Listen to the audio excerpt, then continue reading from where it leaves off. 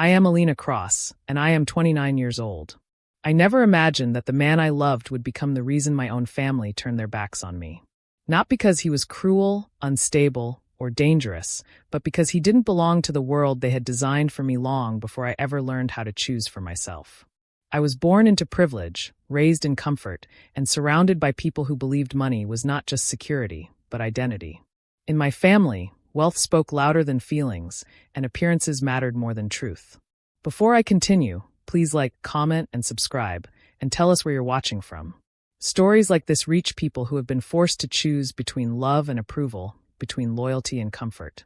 Your support helps these stories find the people who need them most. I grew up in Westbridge Heights, a quiet, expensive suburb just outside Boston where everything looked perfect on the surface. The houses were large, the streets were clean, and every family cared deeply about how they were perceived. My father, Harold Cross, was a respected financial executive. My mother, Vivian Cross, moved through society with effortless grace, hosting charity events and carefully choosing which friendships mattered. From the outside, we were admired. Inside, everything was controlled. From a young age, my life followed a script I didn't write. My education was chosen before I understood my interests. My career path was decided before I learned what fulfillment felt like. Even the kind of man I was expected to marry was discussed casually over dinner, as if my future husband were a business merger rather than a human being. Someone polished. Someone wealthy. Someone my parents could proudly introduce at social events. For years, I tried to fit into that plan.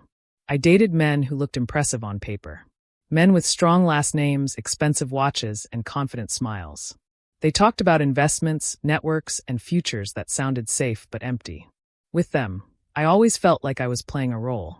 I smiled when expected. I laughed when appropriate. I never felt truly seen. Everything changed in the most ordinary way. There was a small diner near my office called Maple and Main. It wasn't trendy or impressive. It was the kind of place busy professionals ignored. I started going there after work, not because the food was extraordinary, but because it felt real. No expectations. No performances.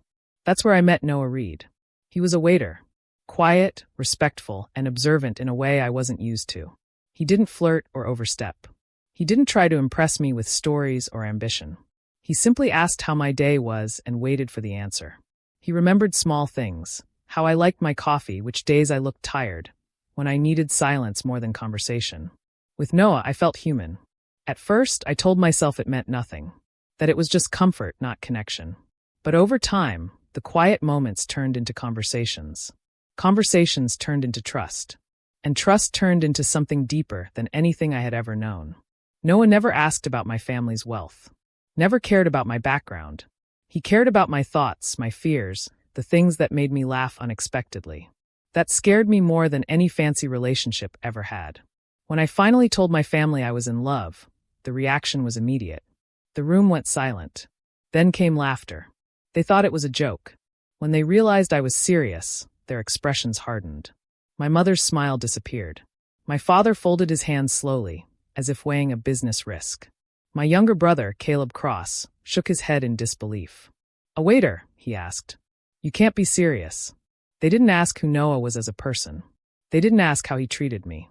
They didn't ask if I was happy. They asked what people would think. My parents said I was embarrassing the family. Caleb said I was ruining our image. Friends I had known for years stopped calling. Some sent messages saying I deserved better. Others didn't hide their disgust. They called Noah the waiter, like that was his only identity. When my parents cut off my financial support, they didn't yell or argue. They did it calmly, like a business decision. Access to accounts was removed. Emotional support disappeared. The message was clear. I was on my own. It felt like being erased. Still, I married Noah. I chose love even when it cost me everything familiar. I believed that time would soften hearts. That eventually, my family would see how happy I was and accept it. I was wrong. A few weeks after the wedding, I attended a family gathering. I told myself it was a step toward peace. That maybe things had changed. Noah came with me, nervous but polite, wearing his best jacket. The house was filled with relatives dressed perfectly, holding crystal glasses. Conversations paused when we entered. Instead of offering Noah a seat, my aunt handed him an empty tray and laughed. "You might as well help out," she joked. It's what you do, right? People laughed. Caleb asked him to refill drinks. Someone asked if he wanted tips. I stood there frozen, my face burning with humiliation and anger. Noah didn't argue. He didn't raise his voice. He simply handed the tray back and stood beside me. That hurt more than anything. My parents watched and said nothing. Their silence told me everything. In that moment, I understood the betrayal clearly. I wasn't their daughter anymore. I was a lesson, a mistake, a warning. I left that house holding Noah's hand, humiliated in front of everyone I once called family. Before Noah, my life had looked perfect from the outside. Money, comfort, approval. But none of it prepared me for the way love could strip everything away and leave only truth behind. As our relationship deepened, the world around me changed. Invitations disappeared. Friends grew distant. Conversations stopped when Noah entered a room. The clearest betrayal came from Marissa Hale, my best friend since college. She sat me down one evening and said she was worried about me. Later, I found out she had been telling others that I was throwing my life away. When I confronted her, she didn't deny it. "I'm just being honest," she said. That was when I learned that honesty without loyalty is just another form of betrayal. Noah noticed everything. The stares, the silence, the judgment. He never complained, never asked me to choose. He only said that whatever decision I made, he would stand by it. That calm made my choice clear. I packed my clothes, left my old apartment, and moved into a small place with Noah. It wasn't glamorous. The furniture didn't match. The walls were bare. But for the first time, the space felt honest. I wasn't pretending anymore. My family became distant, polite in public, cold in private. Caleb was openly cruel, refusing to acknowledge Noah as my husband. Rumors spread that Noah had married me for money, ignoring the fact that I no longer had access to family wealth. Some nights, loneliness felt unbearable. But Noah carried his weight quietly. He worked long hours, came home exhausted, and never complained.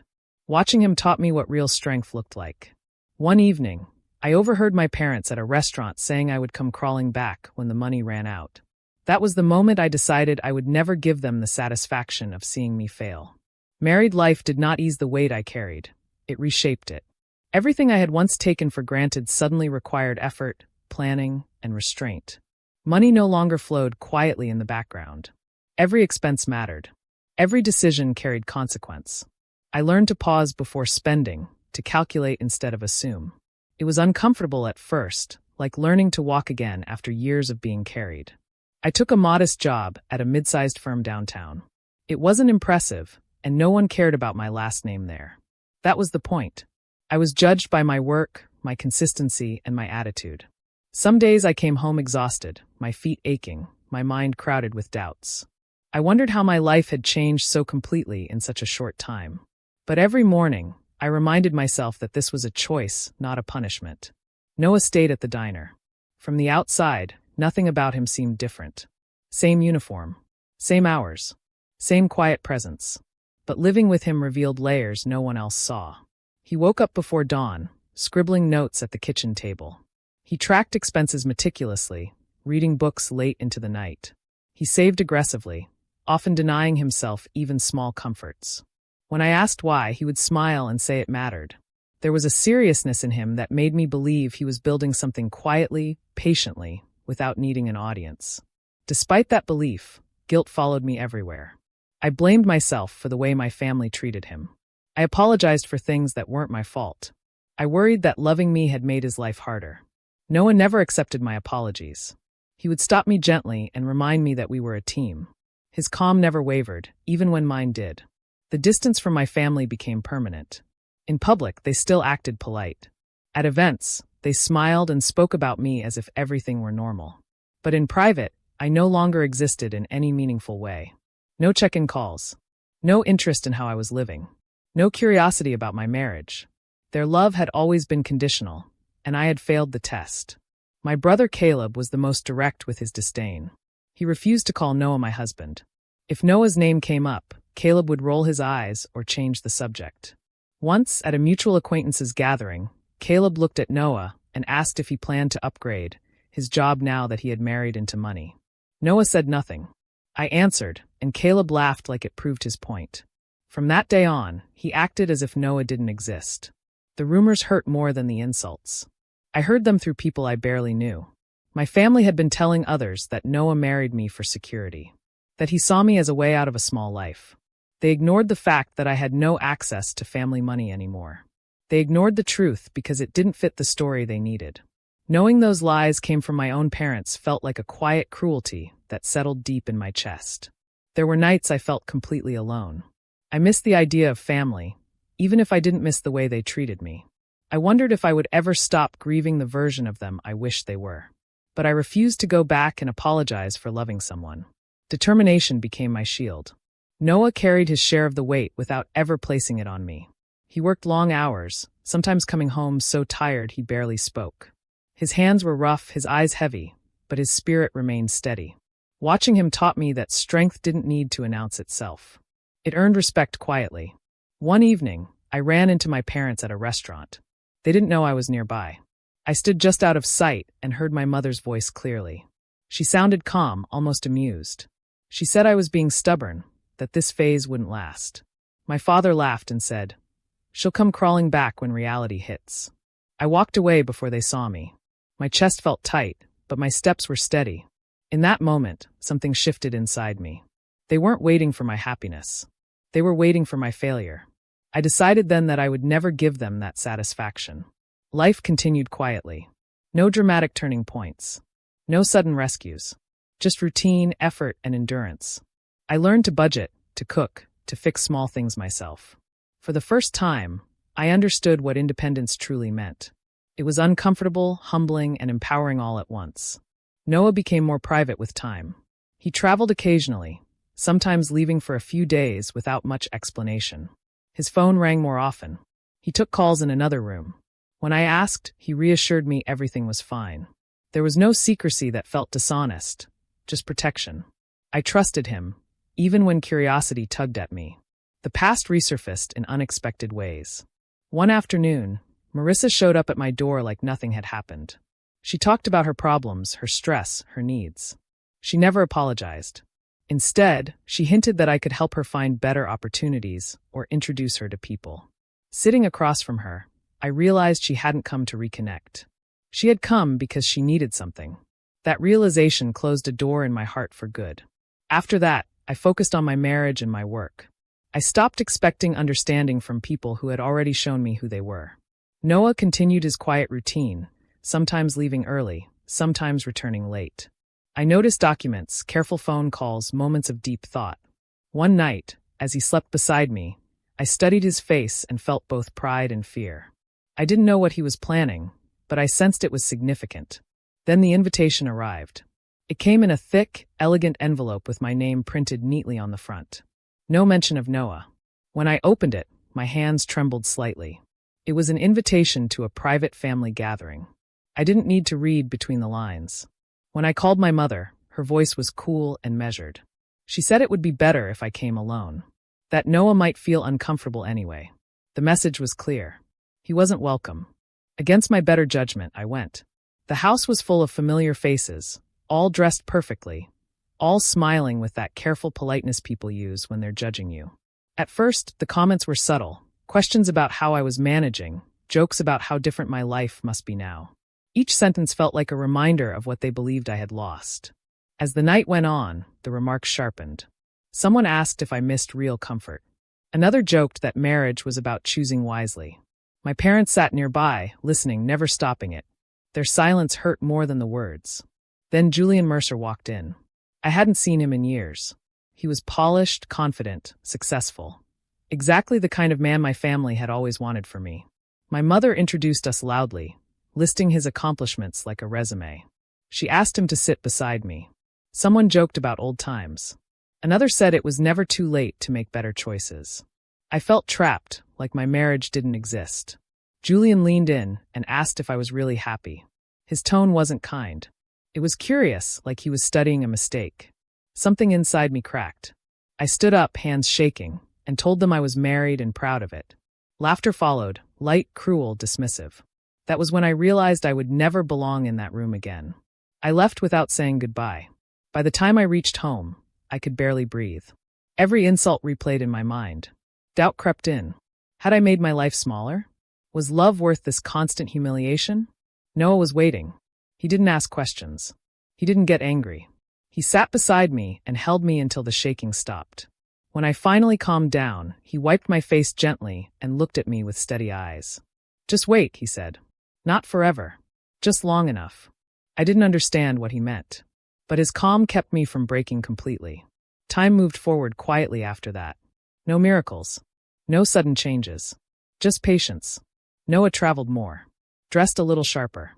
Spoke with more confidence. My family never softened. They still used my life as a warning. Caleb continued boasting about business ventures that never lasted, praised loudly by my parents despite repeated failures. Watching from a distance, I felt oddly calm. I no longer needed their approval. One afternoon, a new envelope arrived in the mail. This one was different. Heavy paper. Formal design. An invitation to a high-profile corporate event. Exclusive. Elegant. At the bottom, it clearly stated, +1 included.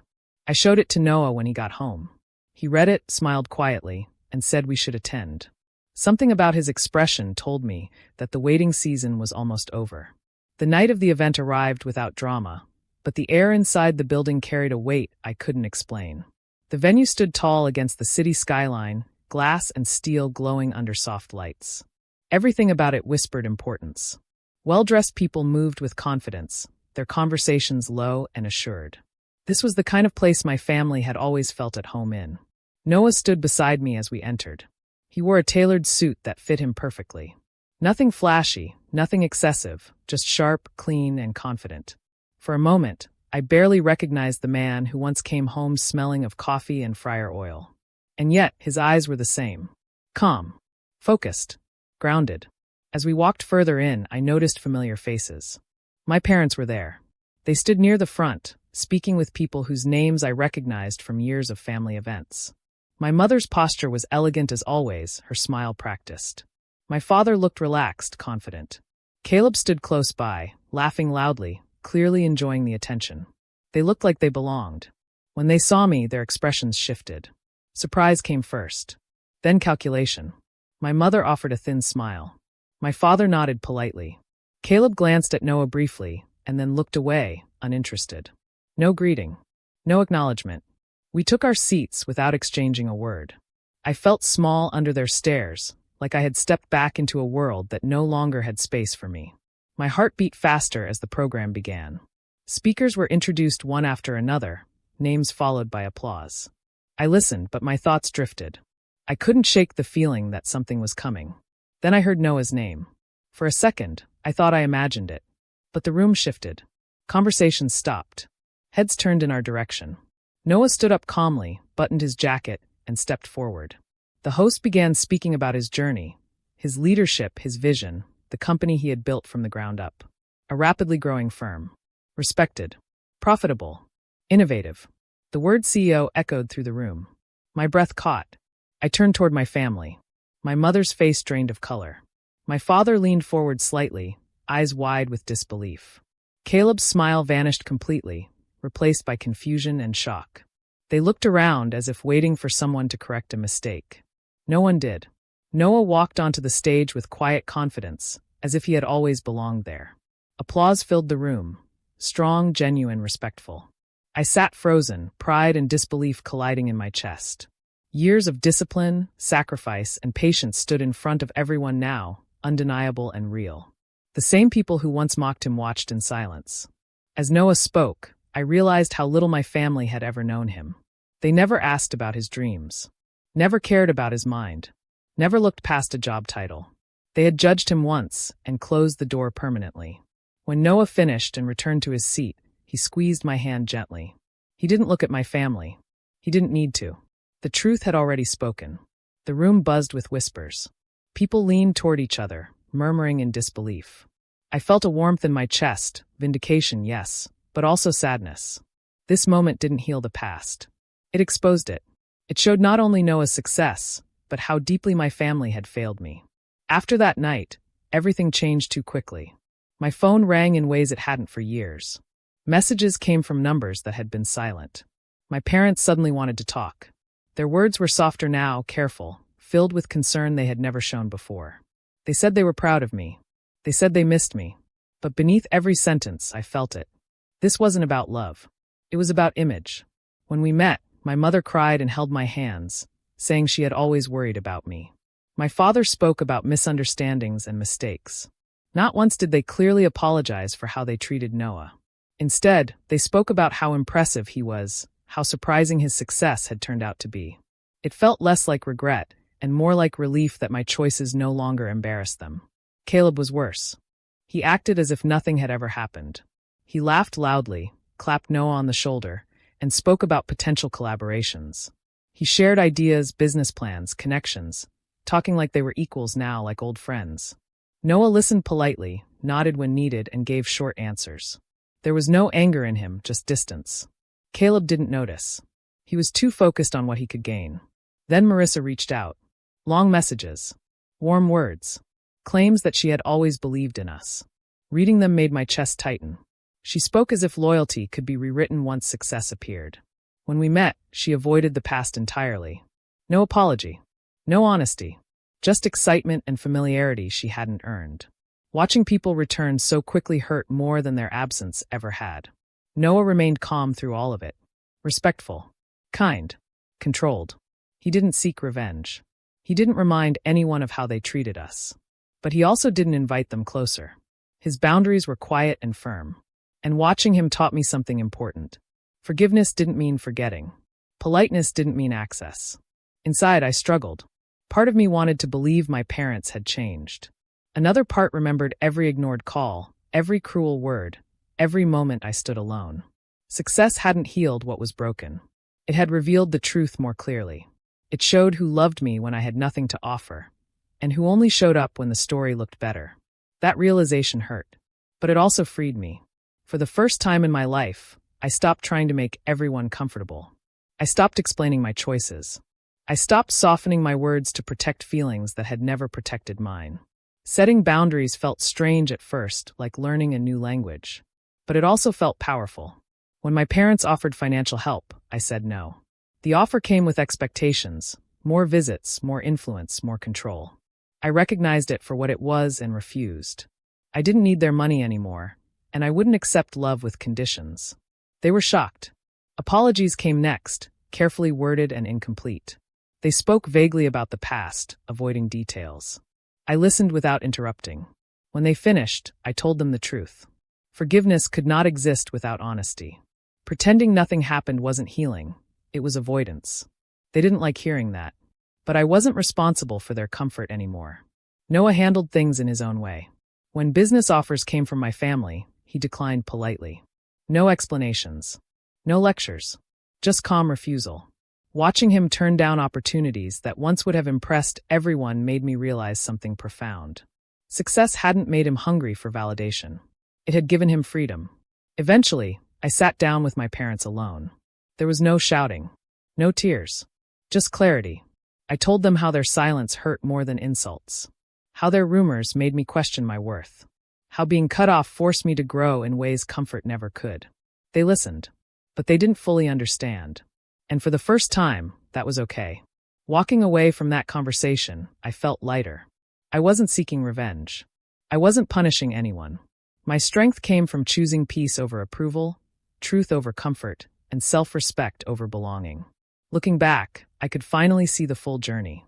I had lost comfort, status, and people who loved conditionally. I had gained clarity, independence, and a love built on loyalty, patience, and trust. Noah stood beside me unchanged by success. He didn't boast. He didn't flaunt. His strength remained quiet and steady. My family hadn't lost me because I married a waiter. They lost me because they never understood what truly mattered. And in trying to break me, they showed me how strong I had always been. In the quiet moments now, holding Noah's hand, I no longer feel the need to prove anything. Life is no longer about approval or image. It is about living honestly, loving deeply, and walking away from what no longer deserves access to your heart. And if this story touched you in any way, please like, comment, and subscribe, and tell us where you're watching from. Your support helps stories like this reach others who are learning to choose love, dignity, and self-respect over everything else.